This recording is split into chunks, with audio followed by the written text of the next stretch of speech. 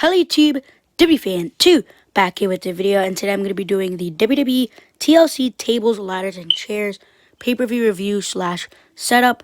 So right here is all the figures. Alright, so kicking off the show, they had the WWE Champion Drew McIntyre go up against the phenomenal AJ Styles, and The Miz cashed in. Obviously, The Miz did not come alone. He came with his best friend John Morrison. And obviously, there's a Money in the Bank briefcase all cashed in. So yeah, The Miz got put through a table after he powerbombed Drew McIntyre through a table in the ring while McIntyre was trying to get the championship. Miz was climbing up the ladder all slow, while then he forgot about Omos, aka AJ Styles' associate or AJ Styles' bodyguard, whatever you want to say. And then Omos took The Miz, put him right through the table outside of the ring. So yeah, so The Miz was out for a few minutes. AJ Styles, meanwhile, he was out for a few minutes after getting military press slammed to a table outside by McIntyre. So yeah, but at one point in the match, AJ Styles had the calf crusher in between Drew McIntyre's knee and a ladder, and also he did the same thing from his knee to a chair. So yeah, that looked really, really disgusting. So yeah, mainly he was just targeting his knee because obviously can't climb the ladder without a knee. So yeah, but when the match came to an end, The Miz grabbed the ladder. McIntyre and AJ Styles were on their own ladder. And then basically AJ Styles knocked off McIntyre. So then it was only Miz and Styles fighting on two separate ladders. So then McIntyre pushed off Miz's ladder straight into Styles' ladder, and they went flying outside the ring, which gave McIntyre the chance to win and retain the championship. So Drew McIntyre is still WWE Champion heading into 2021. And also forgot to mention, the reason why Morrison's over here and not helping The Miz is because he hit almost with a chair after The Miz got put through a table and then almost chased Morrison out of the arena. So yeah. Second match on the card was the match between Carmella and Sasha Banks. Basically, I forgot I even had a Carmella figure since I haven't used this figure ever since I got it back in like July. So yeah, I've never used this figure. But yeah, as you can see, at one point in the match, Sasha Banks was on the ring apron and Carmella gave her a super kick. But this match was surprisingly a good match. I really enjoyed this match. Surprisingly, I didn't expect to enjoy this match, but I surprisingly did. So yeah, this match had no build at first when they first announced it, but then on SmackDown with the whole thing with the bubbly and all that, it got me a little bit more excited to see this match. Obviously, I wasn't as excited to see all the other matches, but like, yeah, this match was a shockingly good match. So match came to an end when Sasha Banks hit the bank statement and Carmella ended up tapping out. Carmella's person, Reginald or something, he interfered in the match a lot, but Sasha Banks just took him out. So yeah, but Carmella tapped out of the bank statement, which means Sasha Banks is still SmackDown Women's Champion. The next match was a match for the Raw Tag Team Champions between Raw Tag Team Champions The New Day, aka Xavier Woods and Kofi Kingston, going up against the Hurt Business, aka Shelton Benjamin and Cedric Alexander, and they were with MVP. So surprisingly, no interference from MVP, no interference from Bobby Lashley, United States Champion Bobby Lashley, and they defeated the New Day clean. The Hurt Business defeated the New Day clean, which is surprising.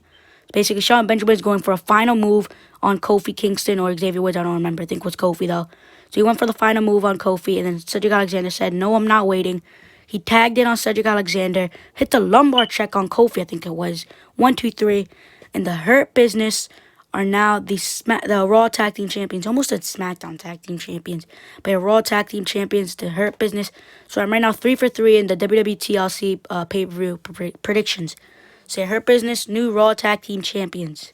Up next is the match between Nia Jax and Shayna Baszler defending their WWE Women's Tag Team Champions up against the current Raw Women's Champion and a mystery partner. Just kidding. Everybody knew who it was. It was the Queen, Charlotte Flair. So yeah, and then they ended up beating Nia Jax and Shayna Baszler. And now these two are the new WWE Women's Tag Team Champions. So yeah, Charlotte Flair actually made a return. And it makes a lot of sense because if you remember like back in June, it was Nia Jax who injured Charlotte Flair. So yeah, but Charlotte Flair basically hit the natural selection on, I think it was Shayna Baszler, and then she pinned her 1, 2, 3. The new WWE Women's Tag Team Champions are Asuka and Charlotte Flair. The co-main event of the show was the match between Roman Reigns and Kevin Owens with a lot of interference by Jey Uso. And when I say a lot, I mean a lot. So every single time that Kevin Owens had Roman Reigns down and was climbing up the ladder, Jey Uso got involved and took Kevin Owens off the ladder. So yeah, Kevin Owens was about to win the Universal Championship, but Jey Uso just had to interfere and take out Kevin Owens. So yeah, but this match was very, very good. I really enjoyed this match. I expected this match to be really good, and it really was. So yeah, this was the second TLC match between Kevin Owens and Roman Reigns. Obviously, these two had a match at the Royal Rumble 2017, which Kevin Owens was Universal Champion and Roman Reigns was the challenger. Now at TLC 2020, Roman Reigns Universal Champion and Owens is the challenger. So yeah, but basically this match came to an end when Kevin Owens was climbing up the ladder. Reigns was down. Uso was down. Kevin Owens was climbing up the ladder, and Roman Reigns just came up the ladder, low blowed Kevin Owens, and gave him the guillotine on top of the ladder, which is what he's doing right now.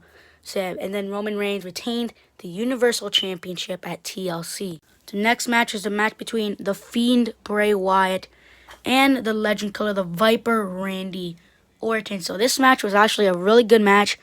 It was a Firefly Inferno match, aka you gotta light your opponent on fire to win the match. You can't finish him. The only way to win is to light your opponent on fire. And basically the fire was not around the ring like how it usually is. It was actually right behind the barricade. So yeah, it was right behind the barricade, the fire. And actually this match was a really, really good match. I did not think it would be a pretty good match, but it actually was. So the Fiend Bray Wyatt lost to Randy Orton because he was hitting the mandible claw on Randy Orton, backing him straight into the fire outside the ring. But Randy Orton reversed it. He backed the Fiend into the fire while the Fiend was hitting the mandible claw on Randy Orton. And then the Fiend was on fire. Randy Orton rolled back into the ring. The Fiend didn't know what to do, so he came back into the ring. And that's when he caught an RKO by Randy Orton. So Randy Orton RKO'd the Fiend when the Fiend was on fire. And then Randy Orton did not know what to do. So then he grabbed gasoline. He dumped it all over the Fiend. He grabbed a match. Obviously, it wasn't the real Fiend. It was like a stunt dummy or something, whatever it was. But I just know it wasn't the real Fiend Bray Wyatt. So yeah, and then he grabbed the match, lit it on fire, dropped it on the Fiend, and the Fiend has lit on fire. So yeah, the Fiend was on fire at TLC. So yeah, obviously Raw had its lowest rating, and WWE needed to do something to get the viewers interested in Raw today. So yeah, right there, the Fiend Bray Wyatt was lit on fire by Randy Orton. This is how the show ended, with the Randy Orton pose. So yeah, that's it for the WWE TLC pay-per-view review. If you enjoyed, drop a like, please subscribe, and I'll hopefully see you next one. Peace.